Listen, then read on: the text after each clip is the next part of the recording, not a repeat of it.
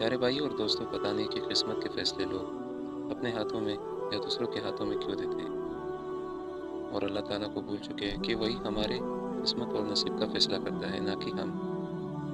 جیسے کہ اللہ تعالیٰ جنس اور انس کا مالک ہے اور ہر چیز پر قادر اور قدرت رکھتا ہے، اور انس اور جنس کی قسمت کے فیصلے اللہ تعالیٰ کی ذات ہی کر سکتی ہے، نہ کہ ہم۔ اور اللہ تعالیٰ سارے مخلوق کا خالق اور مالک ہے، اور اللہ تعالیٰ ہر بندے سے 70 ماؤں سے زیادہ پیار کرتے ہیں، اور ہم بھلا یہ سب اللہ تعالیٰ پر کیوں نہ چھوڑیں؟